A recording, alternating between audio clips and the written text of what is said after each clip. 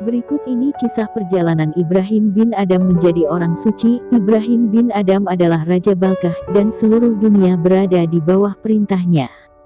40 pedang emas dan 40 gada emas dibawa di depan dan di belakangnya. Suatu malam ia tertidur di dipan kebangsawanannya. Pada tengah malam, atap di kamarnya bergerak-gerak, seakan-akan ada yang berjalan di sana. "Siapa itu?" serunya. "Seorang teman," datang jawabannya. "Aku kehilangan seekor unta, dan aku mencarinya di atap ini." "Jangan bodoh. Mana ada unta di atap?" seru Ibrahim. "Wahai orang lalai," jawab suara itu, "apakah engkau mencari Tuhanmu dalam balutan pakaian sutra, dan tertidur di dipan emas?"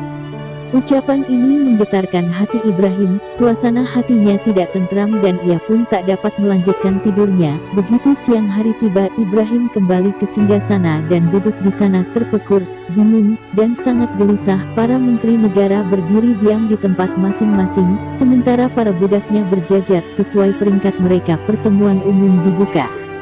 Sekonyong-konyong seorang lelaki dengan paras tidak menyenangkan memasuki aula. Saking menakutkannya dipandang sampai-sampai tak satupun anggota kerajaan dan pelayan berani menanyai namanya. Semua lidah terkunci. Lelaki itu maju dengan hikmat sampai ia berdiri di depan singgasana. "Apa yang engkau inginkan?" tanya Ibrahim. "Aku baru saja tiba di tempat persinggahan ini," kata orang itu. "Ini bukan tempat persinggahan kafilah, ini istanaku." "Engkau gila," teriak Ibrahim. "Siapa pemilik istana ini sebelum dirimu?" tanya orang itu. "Ayahku," jawab Ibrahim. "Dan sebelumnya, kakekku. Dan sebelumnya, ayah dari kakekku. Dan sebelumnya, kakek dari kakekku. Kemana mereka semua sekarang ini?" tanya orang itu. "Mereka sudah tiada, mereka sudah mangkat," jawab Ibrahim. "Kalau begitu, bukankah ini persinggahan yang dimasuki seseorang dan ditinggalkan yang lainnya?" Petik 2. Setelah mengatakannya, orang asing itu pun pergi. Sesungguhnya ia adalah Khidir alaihi salam. Jiwa Ibrahim semakin tergugah dan penderitaan di dalam dirinya semakin kuat setiap menitnya. Apa yang dilihatnya pada siang hari diikuti oleh suara-suara yang didengarnya pada malam hari, sama-sama misterius dan tak bisa difahami.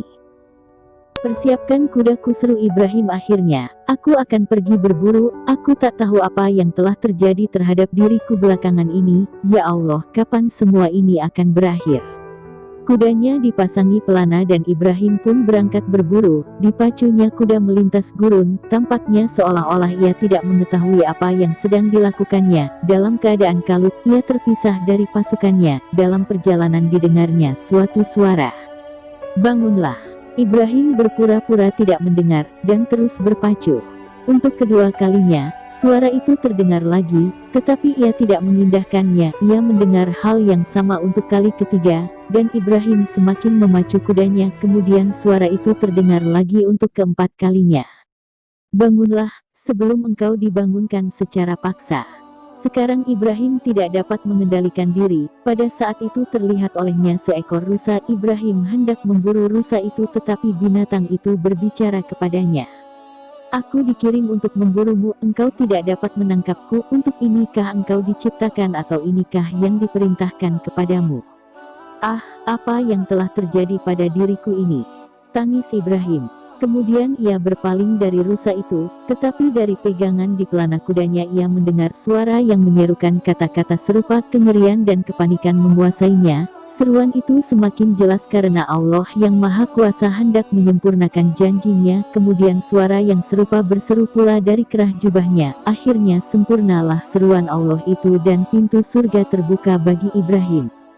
Keyakinan yang teguh tertanam di dadanya. Ibrahim turun dari tunggangannya. Seluruh pakaian dan tubuh kudanya basah oleh cucuran air mata. Dengan sepenuh hati Ibrahim memohon ampun kepada Allah.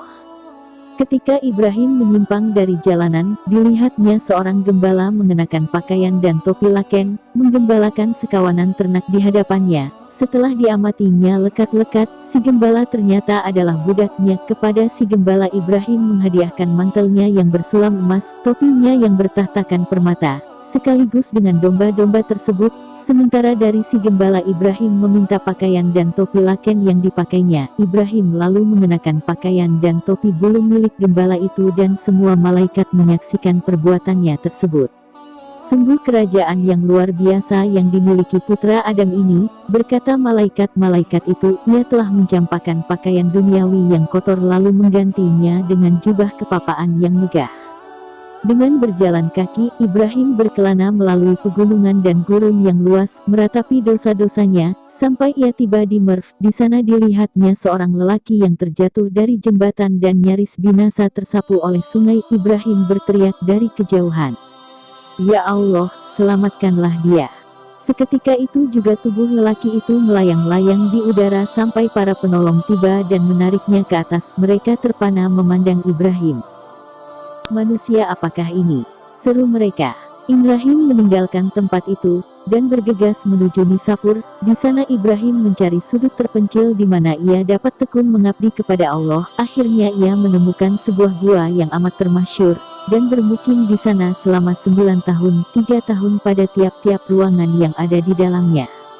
Tak ada yang tahu apakah yang telah dilakukannya siang maupun malam di dalam gua itu.